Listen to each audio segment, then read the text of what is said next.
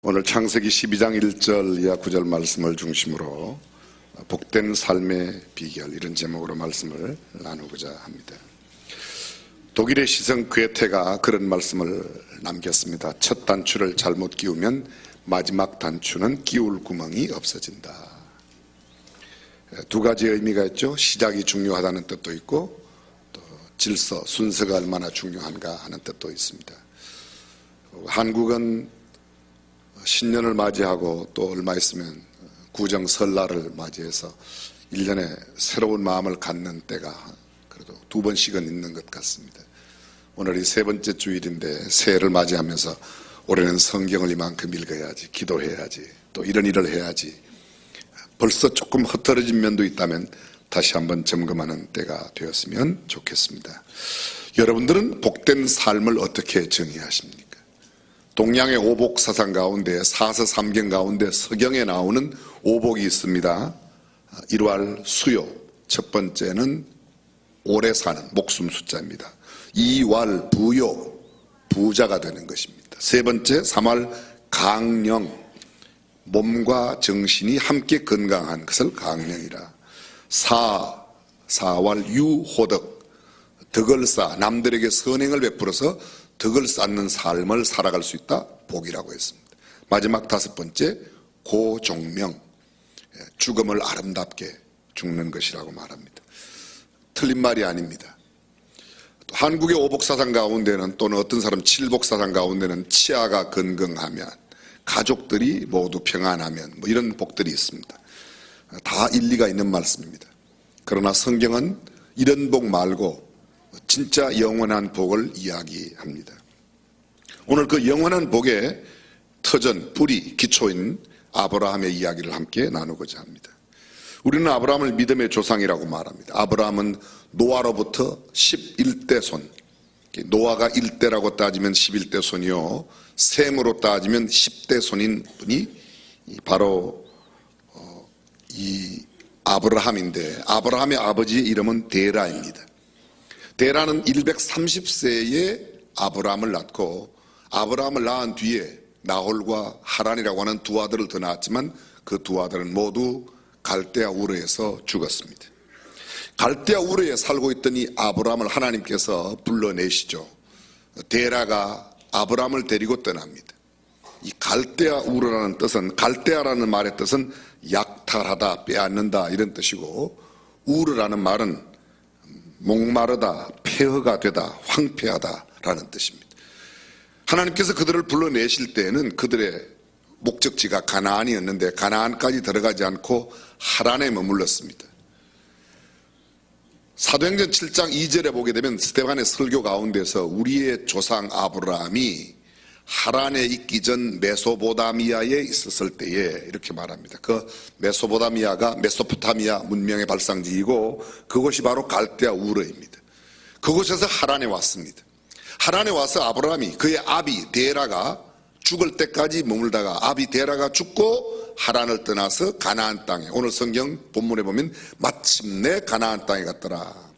데라가 죽을 때, 아니 아브라함이 하란을 떠날 때 그 나이가 75세였습니다. 데라가 205세에 죽었습니다. 그래서 데라가 130살 때 아브라함을 낳았다는 것을 거꾸로 계산하는 겁니다. 이 아브라함은 자기의 이복 누이인 사레와 결혼을 했죠.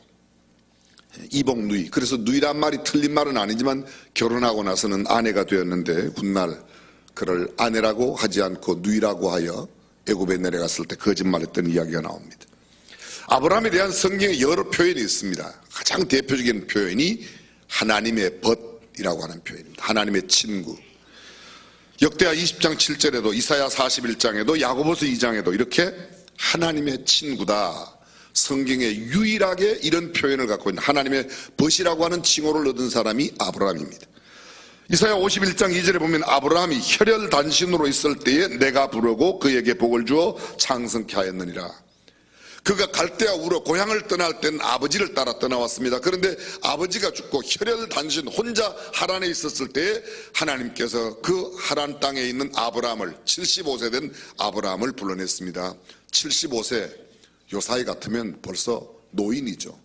그런데 그러한 그를 그곳에서 불러내십니다. 에스겔서 33장 24절에 보게 되면 아브라함은 오직 한 사람이라도 이 땅을 기업으로 얻었나니, 그는 한 사람이었지만 하나님은 그 한 사람 아브라함에게 젖과 꿀이 흐르는 언약의 땅 가나안을 허락해 주셨다고 말합니다. 마태복음 1장 1절 여러분이 잘 알고 계십니다. 아브라함과 다윗의 자손 예수 그리스도의 세계라. 예수님의 족보를 이야기할 때, 왕의 혈통에서 난 예수님 이야기할 때 가장 먼저 최초의 사람 아담이 아닙니다. 노아를 언급하지 않았습니다. 오래 살았던 무두셀라가 아닙니다. 동방우스 땅의 욥이 아니라 아브라함과 다윗의 자손 예수님이라고 표현하고 있는 겁니다. 로마서 4장에는 믿음으로 의롭다 하심을 입은 사람들의 예를 바울이 로마교회에 보낸 편지 가운데서 이야기합니다. 그 대표적인 인물이 누구예요? 아브라함입니다. 야고보서 2장에는 보게 되면 행함을 강조하고 있습니다.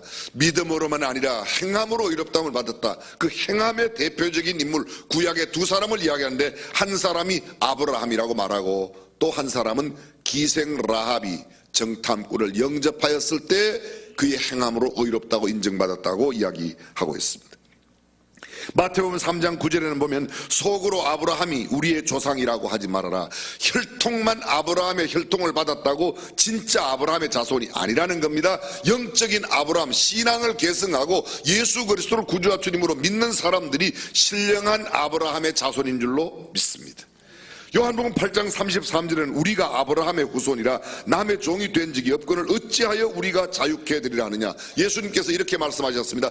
진리를 알지니 진리가 너희를 자유케 하리라. 그때 이스라엘 사람들이 보인 반응입니다. 아니 우리가 남에게 종된 적이 없는데 무슨 자유야. 진리를 안다는 말이 뭐죠? 진리를 알지니 진리가 너희를 자유케 한다. 보십시오. 예수님께서 말씀하시기를 내가 곧 길이요 진리요 생명. 예수님이 진리예요. 진리를 알지니, 다른 말로 바꿉니다. 예수를 알지니 예수가 너희를 참 자유함을 준다.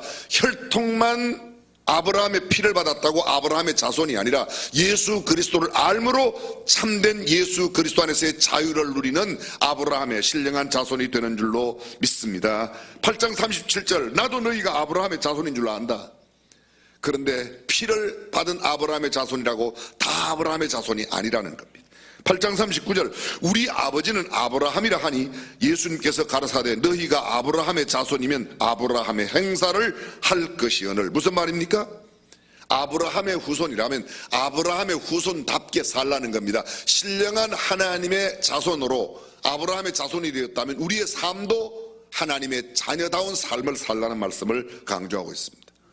성경 속에 믿음장이 있습니다. 믿음의 영웅들을 나열한 장. 믿음은 바라는 것들의 실상이요 보지 못하는 것들의 증거니 선진들이 이로써 증거를 얻으니라. 히브리서 11장. 그 히브리서 11장 8절에 보게 되면 믿음으로 아브라함은 부르심을 받았을 때에 순종하여 장래 기업으로 받을 땅에 나아갈새 갈 바를 알지 못하고 나갔다. 그 다음 두 절 지나면 12절에 보면 믿음으로 사라 자신도 나이 많아 아이를 갖지 못하였지만 하나님께서 그에게 생명을 허락하여 주셨다고 이야기하고 있습니다.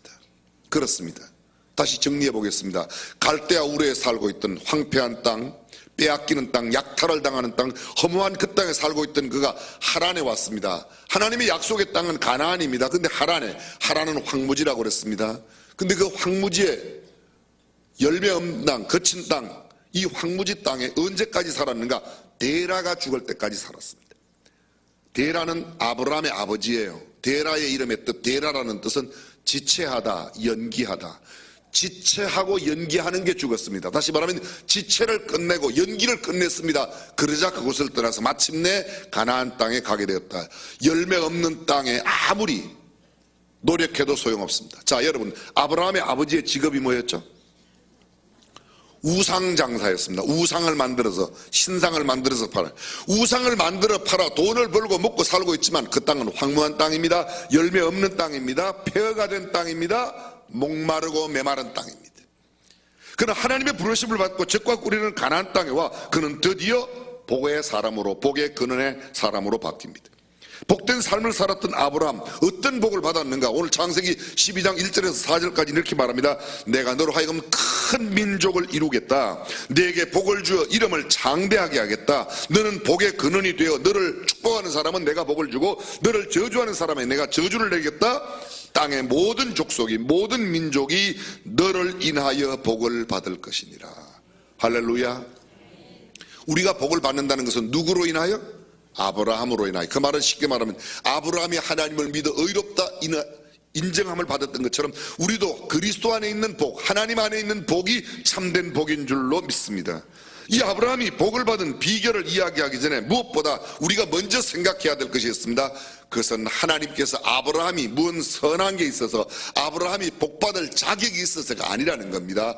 일방적입니다. 다른 말로 표현합니다. 하나님의 주권적 선택이, 하나님의 절대적인 선택이, 하나님의 섭리적인 선택이, 하나님의 일방적인 은혜와 은총이, 하나님의 일방적인 부르심으로 아브라함을 불러냈다. 구원은 하나님의 절대 주권입니다. 구원은 하나님의 섭리적인 경륜 안에 있습니다. 축복은 하나님의 일방적인 은총이지 우리가 잘나서 구원받은 게 아니고 우리가 잘나서 하나님의 복을 누리는 게 아니라는 겁니다. 바울이 고린도 교회에 보낸 편지 가운데서 고린도전서 1장 26절 이하에 이런 표현을 씁니다. 잘 들어보십시오. 형제들아, 너희를 부르심을 보라. 육체를 따라 지혜 있는 자가 많지 않으며 능한 자가 많지 않으며 문벌 좋은 자가 많지 아니하도다. 그러나 하나님께서 세상에 미련한 것들을 택하사 지혜 있는 자들을 부끄럽게 하려 하시고 세상에 약한 것들을 택하사 강한 것들을 부끄럽게 하려 하시며 하나님께서 세상에 천한 것들과 멸시받는 것들과 없는 것들을 택하사 있는 것들을 폐하려 하시나니 이는 아무 육체라도 하나님 앞에서 자랑하지 못하게 하려 하심이라. 기록된 바 자랑하는 자는 주 안에서 자랑하라 함과 같게 하려 함이니라. 무슨 말입니까? 나는 배운 것도 없어요. 나는 가문도 안 좋아요. 나는 문벌이 좋지 않습니다. 나는 약합니다. 나는 별 볼 일이 없습니다. 그런 말 하지 말라는 겁니다. 하나님께서 택하실 때는 문벌 좋은 자, 가진 자, 강한 자 이런 사람이 아니라 세상에 미련한 것, 세상에 천한 것, 멸시받는 것, 없는 것들을 택하여 오히려 지혜 있는 자들을 부끄럽게 하시고 강한 자들을 더 부끄럽게 하시는 하나님이신 줄로 믿습니다. 이런 선택을 받은 사람이 누구예요? 나라는 누구라고요? 고목사라고요. 나예요. 사랑하는 성도 여러분, 이런 하나님의 택함 받은 저와 여러분, 하나님의 복을 이미 받은 줄로 믿습니다. 이 하나님의 복은 오직 하나님의 자유 의지로 주시는 거예요. 애굽에 내려갈 때 아브라함 보세요. 아브라함 얼마나 거짓말을 잘하는지 몰라요. 아내를 누이라고 그럽니다. 사실은 누이라는 말도 거짓말은 아니에요. 이복 누이니까. 그러나 이미 결혼하고 나면 아내라고 말해야 되는데 평소 때 그렇게 이야기하는 건 괜찮아요. 나 보기에 그들은 아리따워. 만약 내려가서 애굽 사람이 보고 당신 예쁘다고 당신을 취하기 위해서 나를 죽이면 어떡하냐. 그러니 당신은 내 아내라고 그러지 말고 누이라고 그래라. 실제로 바로의 신하들이 보고 이야기합니다. 바로 왕이 데려갑니다. 그랬더니 내 누이라고 내줍니다. 내주는 남자는 뭐고 또 가는 여자는 또 뭡니까? 그죠? 아니 생각해보세요. 이게 말이 되냐고요. 근데 이런 일이 이게 어디 한 번입니까? 창세기 20장에 보게 되면 그랄 땅에 갈 때 또 이야기합니다. 나 보기에 그는 아름다워 안 되겠어. 또 누이라고 그래. 지난번에 애굽에 갈 때 그런 짓을 해서 화끈한 거동을 한번 봤으면 이번에는 좀 달라져야 되는데 이게 또 그렇습니다. 이런 모습을 보면 꼭 그 모습 속에 누가 보입니까? 내가 보이는 겁니다. 누가 보인다고요?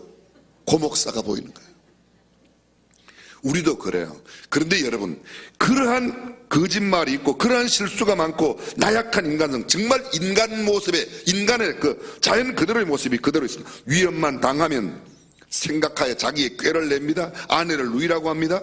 하나님께서 아브라함이 두려워 떨고 있을 때 나는 너의 방패다. 나는 전능하신 하나님이야. 내가 너를 지켜줄 거야. 그때 하나님 저한테 뭐 주시려고요? 제가 아들이 없사오니 우리 집에 이 종 늙은 엘리에셀을 내 후사로 삼겠습니다. 엘리에셀 아니야. 내가 내 몸에서 줄 거야.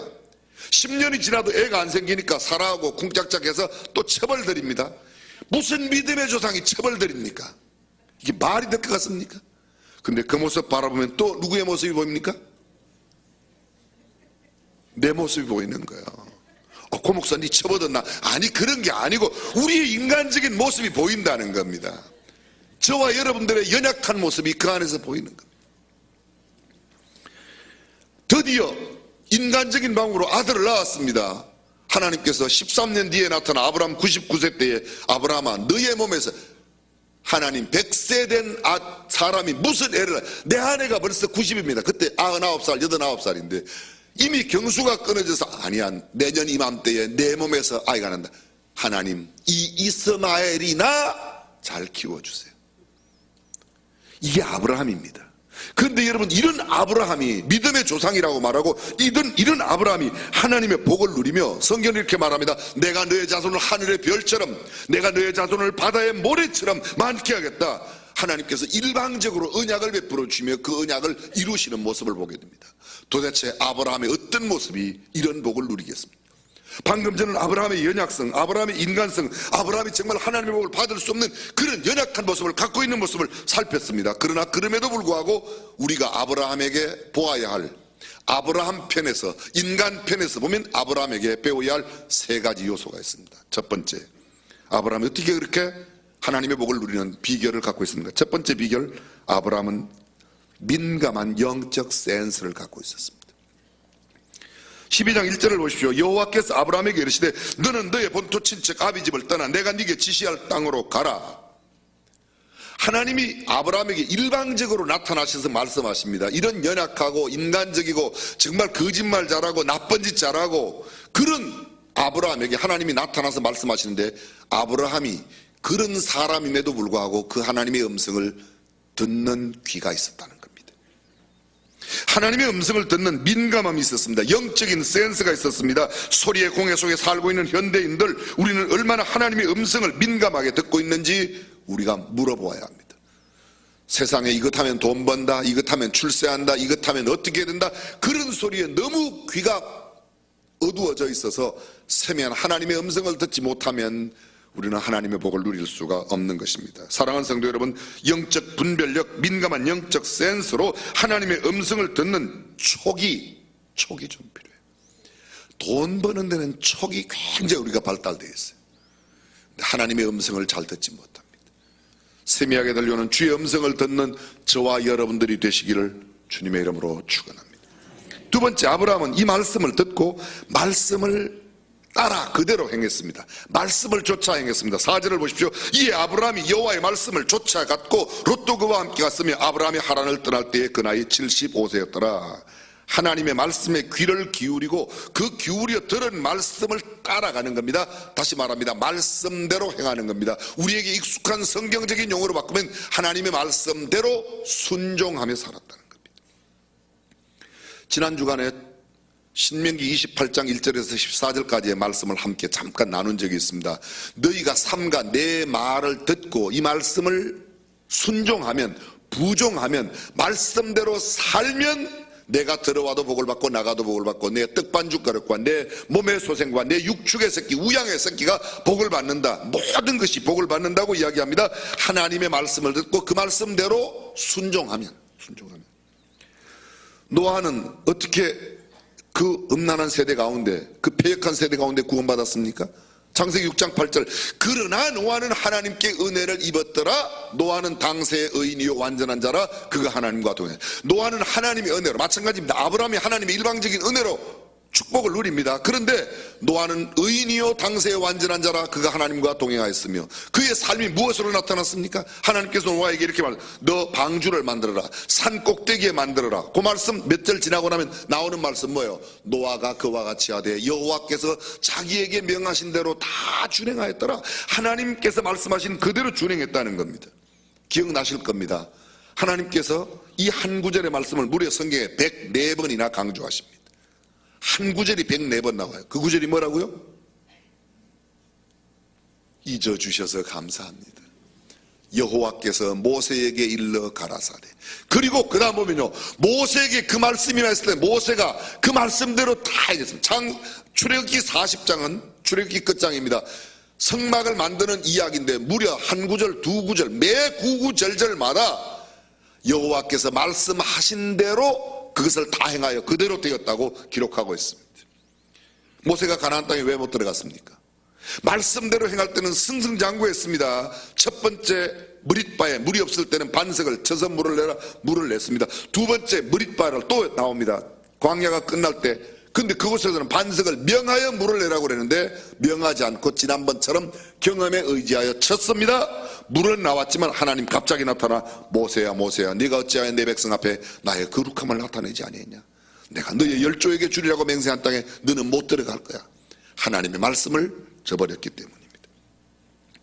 그렇습니다. 좌로나 우로나 치우치지 말고 오늘날 내가 네게 명하는 이 율법책을 내 마음에 새겨 그 말씀대로 행하면 어디로 가든지 무엇을 하든지 형통하게 될 것이라. 하나님의 율법의 말씀을 가슴에 새기고 그 말씀대로 살면 행복한 삶, 축복된 삶을 누리게 될 줄로 믿습니다. 복 있는 사람의 특징이 뭐죠? 시편 1편 복 있는 사람은 악인의 꾀를 좇지 아니하고 죄인의 길에 서지 아니하고 오만한 자의 자리에 꾀를 쫓지 않는다. 생각이 다르다는 거예요. 서는 자리 앉는 자리, 오만한 자의 자리에 앉지 않고 죄인의 길에 서지 않는다. 서는 자리와 앉는 자리, 그 자리를 구분하는 겁니다. 그 다음 구절이 뭐죠? 오직 여호와의 율법을 즐거워하여 그 율법을 주야로 묵상하는 자로다. 하나님의 말씀을 즐거워하고 하나님의 말씀을 주야로 묵상한다. 묵상한다는 말의 원어의 뜻은 중얼거리는 겁니다. 성경을 암송하면 늘 그 말씀을 반복해서 여쭤봅니다. 사랑하는 성도 여러분, 저와 여러분들은 얼마나 하나님의 말씀을 묵상하며 살아가고 있습니다. 얼마나 하나님의 말씀을 즐거워합니까? 여쭤보겠습니다. 그냥 단순히 텔레비전 연속극이 재미있어요? 성경이 재미있어요? 이게 우리의 삶의 진정한 삶의 복의 비결은 바로 이것이라는 겁니다. 어느 집에 임종을 앞둔 아버지가 새 아들을 불렀습니다. 마지막 유언을 합니다. 셋째야, 너는 집과 논과 밭 다 가져라. 둘째야, 너는 우리 집 대대로 내려온 가보를 가져라. 첫째에게는 매우 두터운 지프 달린 성경책을 한 건 줬다는 거 아닙니까? 큰아들이 화가 났지만 아버지한테 컴플레인할 시간도 없이 아버지가 금방 돌아가셨습니다. 장례를 치르고 삼형제가 함께 모였습니다. 막내가 이야기합니다. 형님, 집, 논, 밭 다 아버님이 저한테 유언으로 주셔서 마음 같아서는 집을 형님께 드리고 싶지만 유언이라 드릴 수가 없습니다. 그렇더래요. 둘째도 이야기합니다. 대대로 내려오는 갑오야말로 형님이 가지셔야 할 터니나 아버님이 제게 맡기신 유언이라 드릴 수가 없다고 그래요. 그래서 큰형이 잘 처먹고 잘 살아라 그리고 그냥 혼자 나는 이게 뭐냐 이 성경책 집어던지고 그냥 나갔습니다. 인생 허랑방탕 다 살다가 어떤 날 자기의 머리카락이 아버지의 머리처럼 하얗게 되어 인생 황혼기에 그래 아버지가 물려준 성경이나 읽어야지. 그리고 집에 와봤더니 저 집 구석에 성경책에 먼지가 뽀얗게 묻어 있더랍니다. 갔다가 지프를 여니까 잘 안 열리더래요. 열었는데 보니까 수표가 한 장 들었는데 100억짜리가 들었더래요. 웃는 분들은 다 돈을 좋아하시나 봐요. 저도 그래요. 100억짜리 수표가 들었더래요. 이게 왜 이렇게 두터운가. 이번에 신약으로 딱 넘어갔더니 신약에도 또 들었더래요. 이게 보니까 성경책 페이지에 수표가 다 들었더래요. 그런 성경 하나 가지면 좋겠죠. 여러분, 이게 그 성경이에요. 이 성경 안에 하나님의 약속 32,000가지가 수표로 들어있는데 우리가 그 수표를 사용하지 않으니까 전부 다 사장된 수표입니다. 그런데 수표를 100억짜리 10억짜리가 그렇게 많이 쓰면 뭐합니까? 그 사람 너무 나이 많아 쓸 시간이 없어가 그냥 죽었다라는 이야기가 있습니다. 젊은 날에 하나님 말씀 가까이 하고 주의 말씀의 복을 누리시는 저와 여러분들이 되시기를 주님의 이름으로 축원합니다. 성경이 깨끗하면 마음이 더럽고 성경이 더러우면 마음이 깨끗하다. 우리가 늘 들어봤던 Clear Bible, Dirty Heart, Dirty Bible, Clear Heart. 손때 묻은 성경책, 눈물 젖은 성경책 한 권이 내게 있어야 되는데 새해에 우리는 얼마나 하나님의 말씀을 가까이 하는지 모르겠어요. 말씀을 가까이 하면 죄가 멀어집니다. 말씀을 멀리하면 세상이 가까워질 수밖에 없습니다.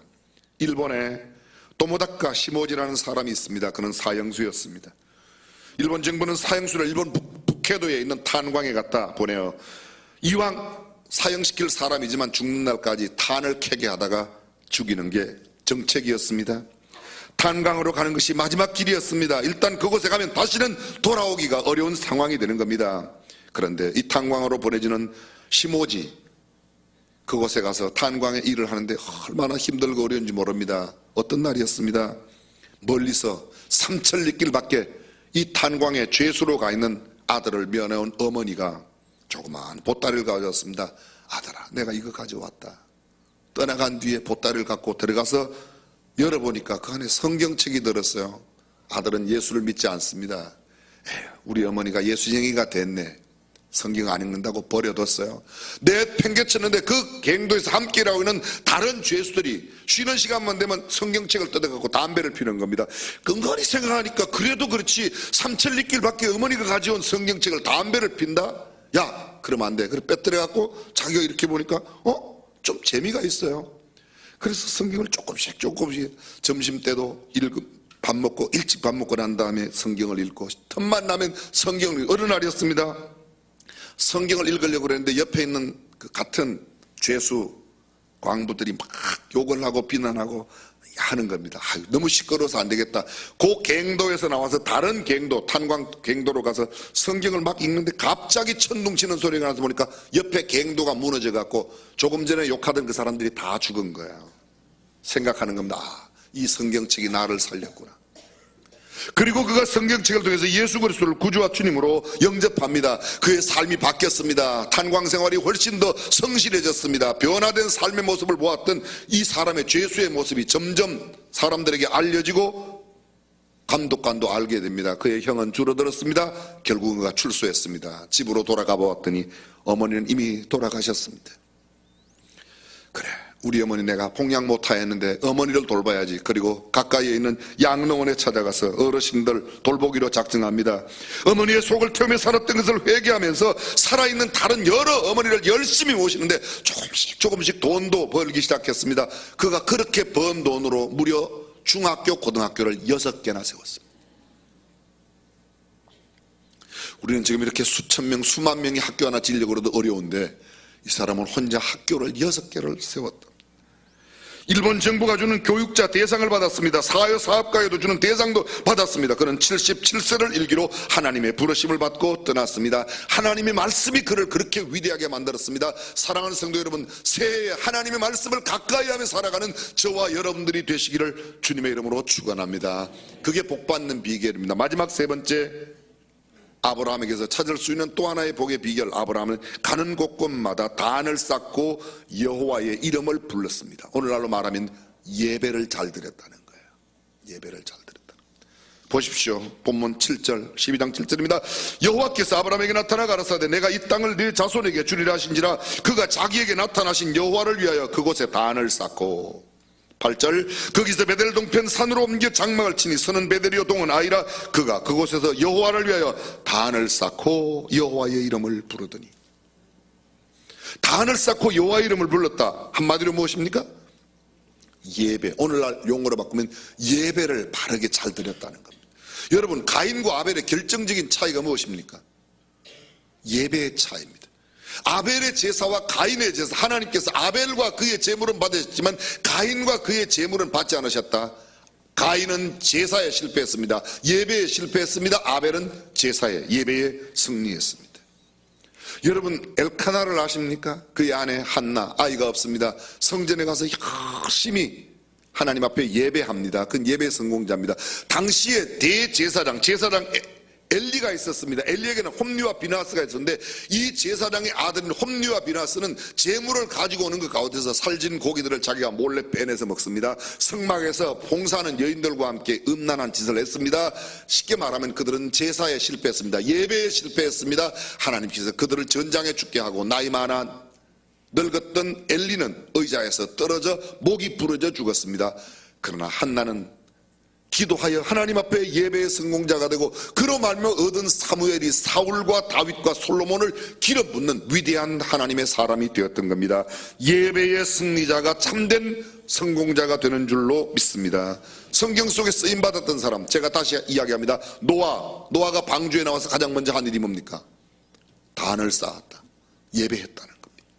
오늘 본문에 아브라함이 가는 곳곳마다 단을 쌓고 야훼의 이름을 불렀다고 말합니다. 창세기 33장 35장에 보게 되면 야곱의 일생 가운데서 야곱이 단을 쌓고 여호와의 그 그가 형의 낯을 피하여 외갓집이자 훗날 처갓집이 된 그곳에 갈 때 돌베개 하고 자고 일어나서 돌을 세우고 뭐라고 하면 하나님께서 나를 순적하게 인도하여 다시 돌아오게 되면 내가 이곳에서 하나님이 나의 하나님이 되겠고, 내가 이곳을 하나님의 전을 세우겠고, 내가 얻은 모든 소득의 11조를 하나님 앞에 드리겠습니다. 그리고 훗날 다시 돌아와 베델로 올라가서 단을 쌓습니다. 그대로 행합니다. 예배에 승리하는 삶을 살았습니다. 모세가 단을 쌓고 그의 이름을 불러 니시, 여호와 니시라고 아말렉을 쳐부신 그곳에서 하나님 앞에 그렇게 예배했습니다. 사사기에 보면 기드온이 여호와를 위하여 거기서 단을 쌓고 이름을 여호와 샬롬이라고 하였더라. 그것이 오늘까지 아비에셀 사람에게 속한 오보라에 있더라. 단을 쌓았던 곳, 이 짧은 시간 나열할 수 없는 수많은 예배의 승리자들의 이야기가 성경의 이야기입니다. 저는 마지막에 짤막한 이야기 한 토막하고 말씀을 맺겠습니다. 가정이 어려워 중학교를 중퇴한 한 여인이 어느 집에 가정부로 들어갔습니다. 어린 나이에 가정부로. 그 가정부로 간 그 집은 대개 주인이 큰 병원의 원장이자 의학대학교 의대 교수였습니다. 그 집의 아들은 의과대 학생이었습니다. 원장님 사모님은, 병원장 사모님은 참 인정이 많고 덕도 많은 사람이었습니다. 얼마나 이 어린 가정부에게 잘 대해주는지 전혀 남의 집 살이처럼 생각 안 들 만큼 그렇게 기쁨과 즐거움으로 세월이 흘러갔습니다. 어느 날 이 처녀가 20살이 되었을 때에 그 집에 의대생 다르던 아들이 의대를 졸업하고 이제 막 의사가 되었는데 정중하게 와서 결혼을 청하는 거야. 중학교 중퇴자인 가정부에게 결혼을 청해요. 나는 당신과 결혼할 수 없다고. 나 같은 배운 것도 없고 가진 것도 없고 아무것도 없는데 어떻게 당신 같은 사람하고, 당신 부모도 반대할 거고 당신도 안 된다. 그날부터 자기는 어떻게 하면 이 집에 빠져나갈까를 고민하고 있는데, 그러면 그럴수록 얼마나 아들이 진지하게 이야기하는지, 아들이 부모에게 얘기합니다. 처음에는 반대했던 그 부모도 너무 아들이 간절하게 이야기하는 거예요. 얼마나 진실한 것 같아서 그래 허락을 했습니다. 그래도 안 된다고 이 가정부는 계속 반대하는 겁니다. 어떤 날 병원장이 불렀습니다. 갔더니 내 아들의 마음이 절대로 거짓이 아닌 것 같으니 내 아들과 꼭 결혼을 해주고 우리 집에 며느리가 되어 달라는 거예요. 얼마나 한편 고맙지만 도저히 그 집에 있을 수가 없을 것 같아서 이야기를 합니다. 너무너무 진지하게 매달리니까 어쩔 수가 없이 결혼을 하게 되죠. 근데 그냥 결혼할 수 없다. 나는 배운 게 없으니까 지금부터라도 그래 그럼 공부를 해라. 그래서 검정고시 공부를 준비해서 고등학교, 대학, 그리고 간호대학에 입학을 해서 간호사가 되었어요. 결혼했어요. 그가 직접 경험한 이야기를 수기로 쓰면서 한 이야기가 마지막에 이렇게 나왔어요. 내가 그 자기의 남편, 그 시아버지 되시는 분이 이야기한 것을 믿는 것 이외에는, 내가 드리는 것 이외에는 다른 게 아무것도 없다. 사실은요, 이 가정부만도 못한 사람이 우리 아니에요. 근데 하나님께서 우리를 택하여 너는 내 아들이야, 내가 너를 택했어, 내가 너를 복 줄 거야, 할렐루야. 근데 그 말씀 믿고 그 말씀대로만 순종하면 그 복을 누리는데, 아이고 안 된다고 내 멋대로 살고 내 생각대로 내 계획대로 살면 우리는 그렇지 않다는 겁니다. 사랑하는 성도 여러분, 참된 복된 삶의 비결은 하나님의 말씀을 그대로 믿고 말씀대로 살면, 예배의 승리자가 되면 이런 복을 누리게 될 줄로 믿습니다. 저와 여러분 새해 한 해 동안 이렇게 예배의 승리자 되고 말씀대로 살아가고 주의 음성에 귀를 기울이며 살아가시기를 주님의 이름으로 축원합니다. 기도하겠습니다.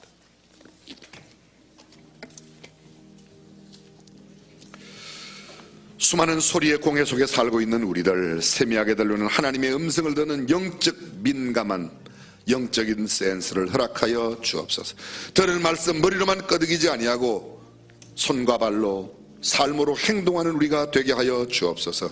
어떤 환경, 어떤 처지에 있더라도 예배만큼은 결코 양보하지 않는 예배의 승리자가 다 되게 하여 주옵소서.